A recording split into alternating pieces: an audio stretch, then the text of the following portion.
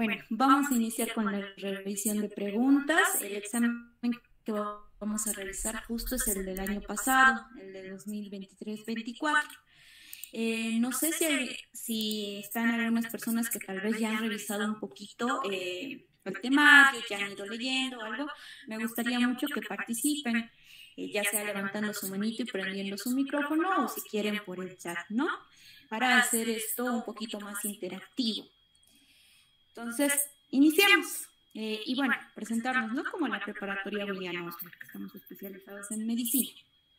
Ahora sí, iniciamos con la pregunta número 1 del examen de 2024.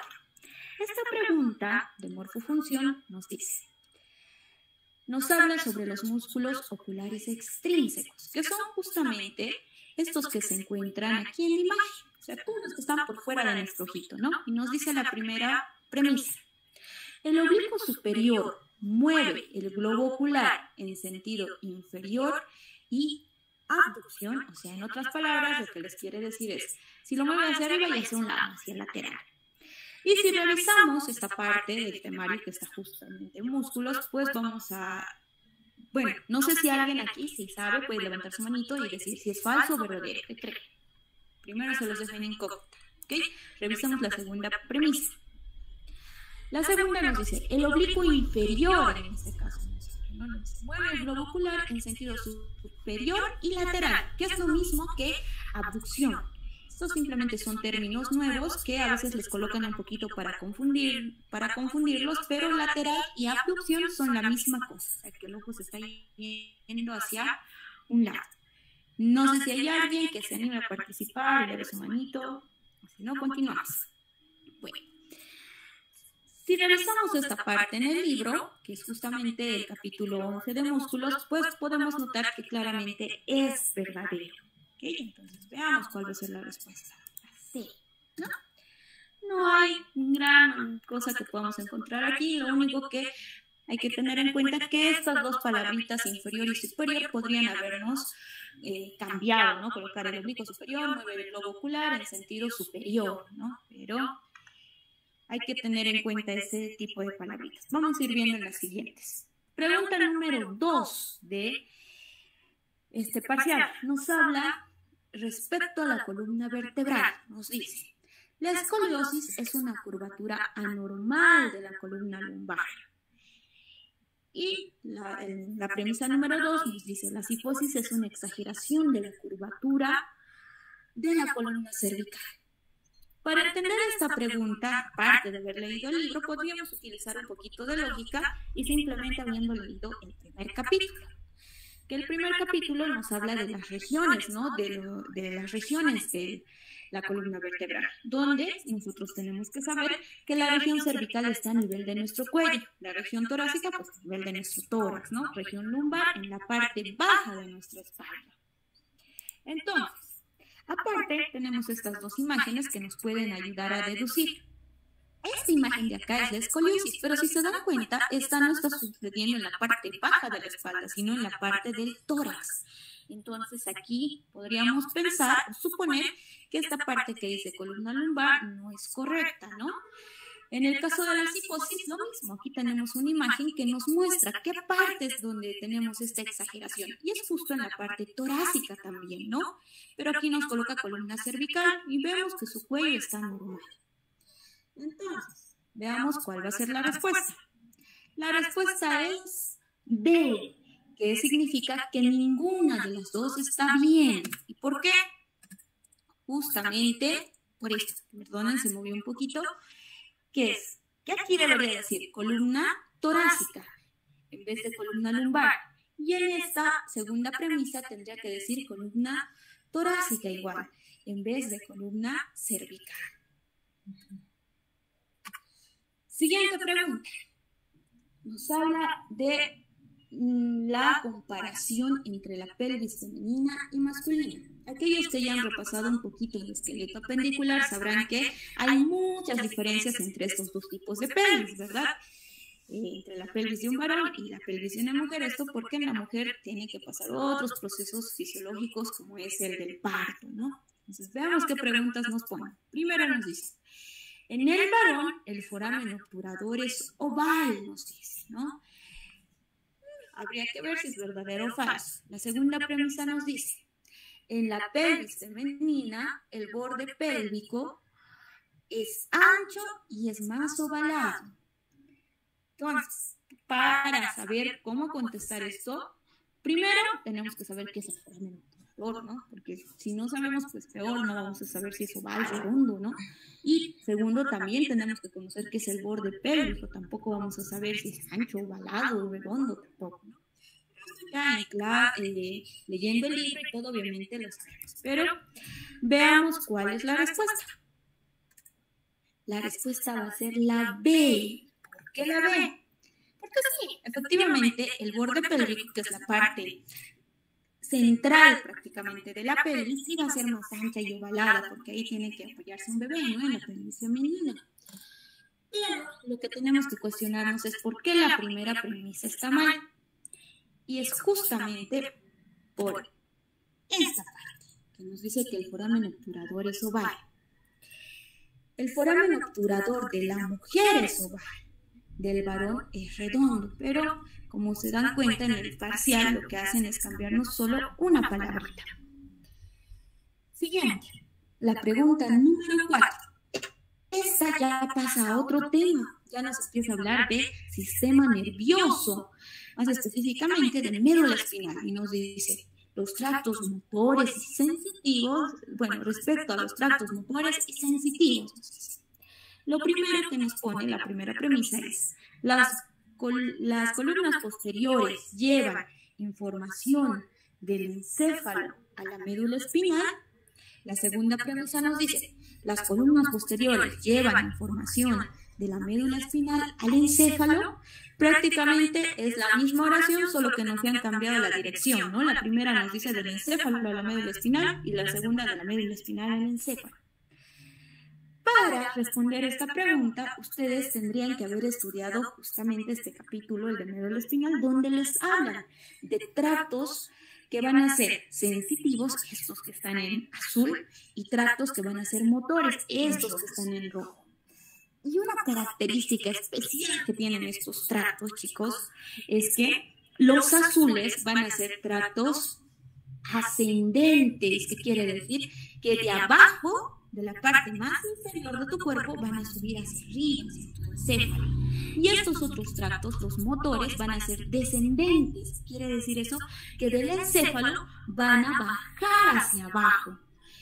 Eso es lo primero que tenemos que saber para diferenciar entre un tracto sensitivo y uno motor. Ahora, estas columnas posteriores justamente están aquí, esta parte que se les estoy tocando. Y aquí les doy algo como que lo apliquen, no es una regla, pero les va a servir. Generalmente, chicos, ya sea en médula espinal o en encéfalo, todo lo que está posterior es sensitivo y todo lo que está anterior es motor. Entonces, ya sabiendo esa premisa, si nos dicen columnas posteriores, diríamos, es sensitivo. Y si es sensitivo, tendría que ser descendente, ¿verdad? Digo ascendente. Entonces, veamos cuál es la respuesta. B, ¿verdad? Que de la médula espinal está subiendo al encéfalo. Y la primera, pues simplemente nos cambiaron la dirección. La quinta pregunta nos habla de los forámenes principales del cráneo. Esta parte, pues como les comentaré que hay un cuadrito justo en el capítulo número 7, que les habla de esqueleto axial, donde les ponen un montón de forámenes que son orificios por donde pasan los diferentes nervios, arterias y tendones y ligamentos en algunos casos. Y es un cuadrito clave que siempre entra en todos los parciales, les diré, chicos. Aquí por lo menos en la preparatoria lo que hacemos es de memoria el cuadrito, porque sí es muy importante. Y vamos a ver. La primera premisa nos dice, por el foramen infraorbitario pasan el nervio infraorbitario y las ramas de la arteria mandibular. La segunda premisa nos dice, por el foramen mastoideo pasa una rama de la arteria faríngea descendente y el nervio facial. Ahora sí. Lo primero que tendríamos que saber en este caso, bueno, la respuesta es D, que es ninguna. Nos analicemos, pero antes, ¿por qué es ninguna? tendríamos que saber dónde está el foramen infraorbitario, ¿verdad? Su nombre ya nos dice más o menos, nos dice infraorbitario, o sea, por debajo de la órbita. ¿Y qué tenemos por debajo de la órbita? A nuestro maxilar superior. Entonces, sí va a pasar el nervio infraorbitario, pero lo que no va a pasar es la arteria mandibular, porque estamos hablando del maxilar, entonces en todo caso tendría que pasar la arteria maxilar, ¿verdad? Y no la mandíbula, que es la parte inferior del maxilar. Y lo mismo nos pasa con el siguiente foramen, que nos dice foramen mastoideo. Nos dice que va a pasar la arteria faríngea descendente y el nervio facial. Esto no los cambian, porque estos dos componentes, arteria faríngea descendente, o mejor dicho, ascendente, y el nervio facial pasan a través del foramen estilomastoideo, ¿okay? Ustedes igual lo van a revisar en ese cuadrito, ¿no? Y por el foramen mastoideo van a pasar otras dos estructuras que son la vena emisaria y la rama de la arteria occipital. Entonces, muy importante revisar ese cuadrito. Y vamos a ver que más adelante hay más preguntas sobre esta parte de los forámenes. Siguiente pregunta, la pregunta número 6. Esta pregunta nos habla del tacto discriminativo, la presión, vibración, propiocepción consciente, y nos pregunta, ¿por quiénes va a ser transmitido? ¿Quiénes es transmitido? ¿Por qué tractos, verdad? Todos estos conceptos, tacto, presión, vibración, propiocepción, son sensaciones, ¿verdad?, que nosotros tenemos.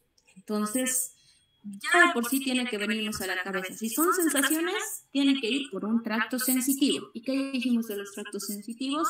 Que estos son ascendentes, que van a ir de abajo hacia arriba. Y los nombres de acá más o menos te indican. Por ejemplo, este dice tracto espinotalámico. Espino de espina, que quiere decir que de la espina, de la médula espinal, va a subir al tálamo. Podría ser, ¿no? Y luego tenemos el tracto rubroespinal. Este no va a ser, ¿no? Porque nos dice rubro y espinal. De hecho, la espina está abajo, entonces es un tracto descendente, ¿no? Pero este podría ser. Pero, gracias a Dios, en esta parte del libro solo les mencionan algunos tractos específicos y les mencionan todos los tractos sensitivos, que son una cosa de 5, y les dicen qué hace cada tracto. Y lamentablemente en este caso, que podría ser por análisis, no lo es. Los tractos que se encargan de esta parte del tacto discriminativo, vibración y la presión, van a ser los que se encuentran en los cordones posteriores, de los que hace ratos hablábamos, ¿no? Entonces, ambas preguntas están incorrectas. La respuesta va a ser B, porque no se han cambiado los tractos. Y bueno, esas serían algunas preguntas de la primera parte. Pero también sería bueno revisar la segunda parte, donde ya nos colocan 3 premisas, ¿verdad? Donde el patrón ya deja de ser ABCD y empieza a ser ABCDE. Y miren, la primera pregunta de morfofunción con el siguiente patrón de 3 premisas, igual nos habla de los forámenes principales del cráneo. Entonces sí, es muy importante que los vayan repasando, chicos. Lo primero que nos dice es que el foramen yugular permite el paso de los nervios simpáticos para los ojos y una rama de la arteria faríngea ascendente, nos dice, ¿no? Entonces, ¿qué es lo que tenemos que saber? Generalmente, la mayoría, chicos, de estos forámenes adquieren el nombre por la estructura que pasa a través de ellos. Entonces, si les hablan de foramen yugular, va a pasar por ahí tal vez algo que también se llame yugular. Si es la vena yugular. Entonces descartamos, ¿no? Esto es lo que no pasa por ahí. Una arteria no va a pasar. La arteria faríngea ascendente no pasa. Y tampoco los nervios simpáticos de los ojos. ¿Por qué? Porque estos nervios simpáticos van a pasar por otro foramen, que es el foramen carotideo. Luego nos habla del foramen magno, nos dice, pasan las arterias vertebrales, arterias espinales y el nervio hipogloso. Como les dije, generalmente van a estar relacionados el nombre del nervio con el foramen. Entonces este hipogloso podríamos descartarlo, ¿no? Y luego tenemos la premisa número 3, que nos habla de la rama de la arteria occipital y nos dice, la rama de la arteria occipital para la dura madre pasa por el foramen mastoideo. Veamos cuál es la respuesta. Sí. Y sí, ¿no? Hace rato habíamos dicho que por el foramen mastoideo justo pasaba esta rama de la arteria occipital. En este caso nos han cambiado esta parte, ¿no? De la arteria faríngea ascendente, que no pasa por ahí, pasa una vena yugular, y también esta parte de los nervios simpáticos que pasan por el foramen carotídeo. A través del foramen magno, verdaderamente sí pasan las arterias vertebrales y espinales, pero no pasa el nervio hipogloso. El nervio hipogloso pasa por su foramen, que también se llama hipogloso, sorprendentemente. ¿Okay? Entonces, mucho ojito con esa parte. Luego nos vuelven a colocar otra pregunta de músculos, en este caso. Nos hablan del músculo sensato anterior. ¿Qué es este de aquí? El que tiene forma de ciega, es el libro. La primera pregunta que nos hace es, ¿está inervado por el nervio pectoral medial? Medio raro, ¿no? Se llama sensato anterior, pero nos dice pectoral medial, o sea. Y nosotros, bueno, ustedes también saben que tenemos músculos que se llaman pectoral, ¿no? Lo más lógico sería que el pectoral medial inerve a un músculo que se llama el borde lateral de la escápula. Simplemente viendo la imagen, uno creería que sí, ¿no? Que llega hasta este borde lateral. Pero puede ser que no. Por eso hay que repasar esta parte. Y luego nos dice, se originan las costillas de la 1 a la 8 o de la 1 a la 9. Eso es más o menos si contamos las costillas 1, 2, 3. Puede ser, ¿no? Pero no vamos a tener el día del examen una imagen, lamentablemente, para contar. La respuesta en este caso, chicos, era la C. Entonces, ¿por qué? ¿Cómo la C? Primero, no está inervada por el pectoral medial. El pectoral medial inerva al pectoral menor, al que tiene su nombre. Este sensato anterior, que es tan grande y largo, está inervado por el torácico largo. Es largo también este músculo, ¿no? Y aunque con la imagen podríamos creer que sí se inserta en el borde lateral de la escápula, la verdad es que este músculo llega hasta aquí, hasta el borde que está cerca a las vértebras, o sea, el borde medial. Cuando repasen su libro van a ver que les dice, se encuentra entre la escápula y las costillas y llega hasta el borde vertebral o medial. Y bueno, su origen sí era cierto, ¿no? Su origen era de las costillas número 1 a la 8 o de la número 1 a la 9. Ahí está. Lo que les cambiaron en ese examen. Si gustan pueden ir sacando capturitas así para que vean qué parte es lo que les están cambiando, ¿no? Qué palabritas. Y bueno, luego tenemos la pregunta 53, que también es de esqueleto axial, donde ya les hablan de las vértebras de la región torácica. Y justamente les hablan de las hemicarillas y encarillas, que son un dolor de cabeza para los estudiantes siempre que llegamos a esta parte, ¿no? Nos dicen, su cuerpo presenta dos hemicarillas superiores e inferiores para articularse con la cabeza de la primera costilla. Eso es lo que nos dice primero. Luego nos dice la segunda premisa. Las costillas de la número 8 tienen dos carillas superiores e inferiores completas para articularse con la cabeza de las costillas. Y esto se nos apega. Esto del plexo lumbar nada que ver. La tercera premisa nos dice, de T11 y T12 tienen carillas articulares completas en sus apófisis transversas para articularse con el tubérculo de las costillas correspondientes. Para poder responder esta parte, lo que ustedes tienen que saber como conocimiento previo es qué es una hemicarilla y qué es una carilla, ¿verdad? Aquí de manera general se los digo. Una carilla, imagínense como un redondito completo. Una hemicarilla, como su nombre dice, hemicarilla es la mitad de una carilla, la mitad de ese redondito, que también se la conoce como semicarilla. En su libro se los ponen hemicarilla y semicarilla. Son la misma cosa, pero a veces hay confusiones, ¿no? Eso hay que tener en cuenta. Y veamos antes primero, ¿cuál es la respuesta? ¿Por qué esto, no? Primero. La costilla, el cuerpo vertebral de T1 no va a presentar dos hemicarillas, sino va a presentar solo una carilla completa superior, o sea, así un redondito completo, y una hemicarilla inferior. Entonces, y aquí nos está diciendo que presentan dos carillas completas. No, dos hemicarillas. No, una carilla completa superior y una hemicarilla inferior. Y estos de T2 a T8 van a presentar hemicarillas superiores e inferiores, no carillas completas, sino hemicarillas.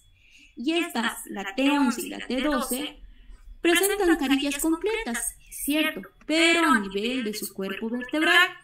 En esta parte de vértebras torácicas también les mencionan que a nivel de las apófisis transversas, que son como los bracitos de la vértebra, también va a tener sus carillas que se van a articular con el tubérculo costal, pero al inicio les dicen que estas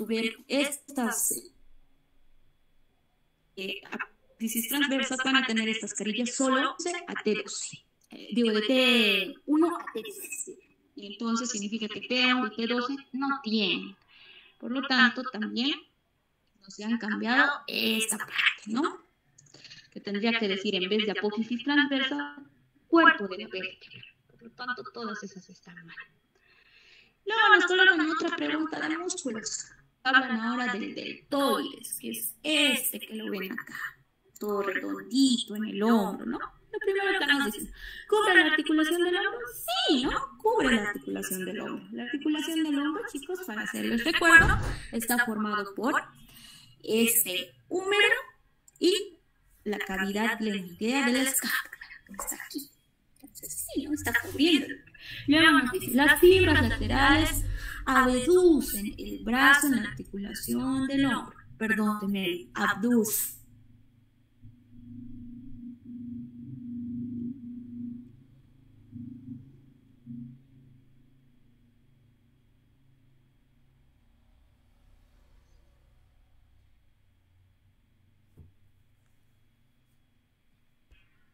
Del húmero. Y sí, justamente el húmero, chicos, tiene una tuberosidad que tiene forma de B, más o menos aquí donde ven esta parte, que igual tiene forma de una V, de una V pequeña, y se llama tuberosidad deltoidea. ¿Y para qué sirve? Para que se inserte el músculo deltoides. Entonces sí, todas son correctas, en este caso no nos cambiaron nada. Y bueno, pregunta número 55. Esta pregunta nos vuelve a tocar la parte de médula espinal, pero ahora nos habla de los plexos prácticamente, ¿no? Porque nos dice, los axones de los ramos anteriores de los nervios espinales forman, estos nervios, o bueno, estos axones, chicos, como dato general se los doy, van a tener ramos anteriores y ramos posteriores, y la regla es que todos los ramos anteriores forman plexos, ¿okay? A excepción de los nervios intercostales.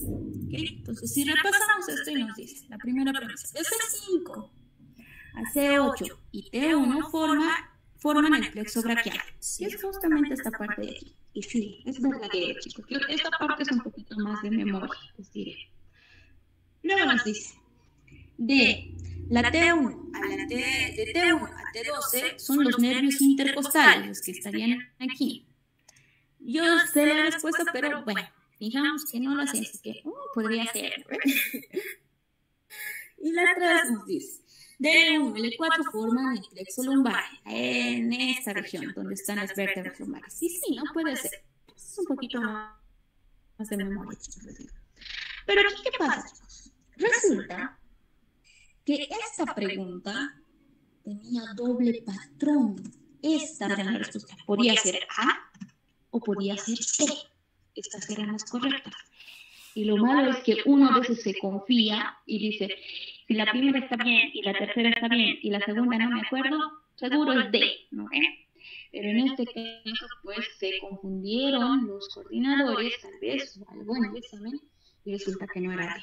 ¿Por qué los nervios intercostales se encuentran desde T2 hasta T2? ¿No? Y puedes relacionar 2, ¿no? Empiezan en 2, terminan en 2 prácticamente, ¿no? Y sí, lamentablemente, a pesar de que por lógica nosotros diríamos que es D, tenía doble patrón y aquellos que pusieron D, pues no tuvieron el punto. Y ahí está.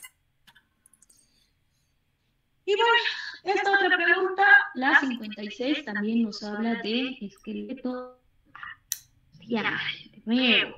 Y otra vez nos viene a hablar de las mendigas vértebras.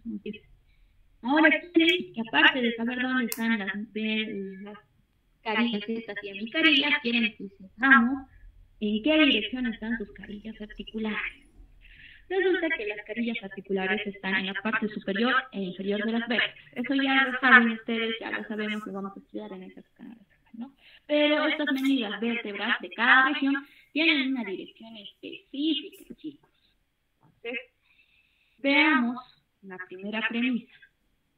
La primera premisa nos dice: las vértebras cervicales tienen la siguiente dirección. Las carillas articulares de las vértebras cervicales tienen la siguiente dirección.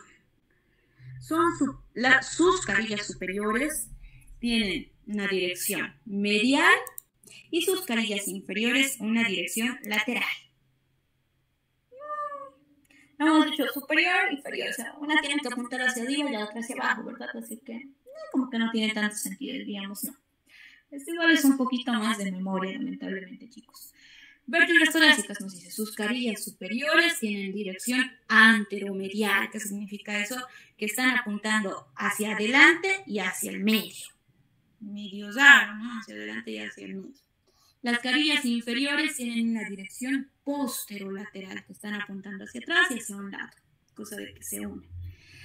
Y en las carillas lumbares nos dice: las vértebras lumbares tienen las carillas superiores apuntando en dirección postero-superior, o sea, hacia atrás y hacia arriba. Y sus carillas inferiores en dirección antero-inferior, o sea, hacia adelante y hacia abajo. Bueno, aquí les doy un dato. Siempre cuando hablamos de esta parte de las vértebras, generalmente su libro les dice algo así fundamental, así chiquito, pero se los menciona. Nosotros siempre intentamos recalcar eso. Por ejemplo, cuando hablamos de vértebras lumbares, yo siempre les digo esto a los chicos, a los estudiantes. La característica más importante de las vértebras lumbares es que sus carillas apuntan, las superiores hacia el medio y las inferiores hacia los lados, lateral. Entonces, con eso ya podemos descartar esto, ¿no? Descartamos esto porque las lumbares tienen que ir medial y lateral y las cervicales pues no pueden ir medial y lateral porque así van las lumbares, ¿verdad? Descartamos esto. Entonces podemos decir, ¿será B?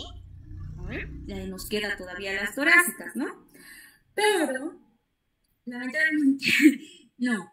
Las carillas torácicas superiores apuntan posterolateral, o sea, hacia arriba y hacia un lado. Y las inferiores son las que apuntan anteromedial. En este caso, perdón por la palabra, pero los desgraciados del profe no se han cambiado esas dos. Esa no se ha movido adelante, que tenía que estar atrás, y esta hacia esta que tenía que estar aquí atrás. No sé si me dejo entender. Y eso es todo lo que nos han cambiado de esta pregunta 56. Y bueno, chicos, como tal, no vamos a concluir a realizar toda la revisión. Me gustaría haberlo hecho, pero solo una pequeña muestra para que ustedes vean más o menos qué es lo que tienen que estudiar, qué tienen que repasar y cómo repasar realmente, porque al realizar un examen simulacro, si están en alguna preparatoria o cuando se inscriban en alguna preparatoria o si se inscriben con nosotros mucho mejor, siempre tienen que ir resaltando esas cositas, esas palabritas que se les cambie, porque eso es lo que pasa en el profe. No es tanto de conocimiento, son de pequeñas palabras que les cambian y les confunden. Y nosotros siempre intentamos hacer énfasis en esta parte para que los estudiantes vayan realmente preparados, ¿no? Y ahora sí, tenemos cursos abiertos, pero esta parte se la dejo a la doctora Jessica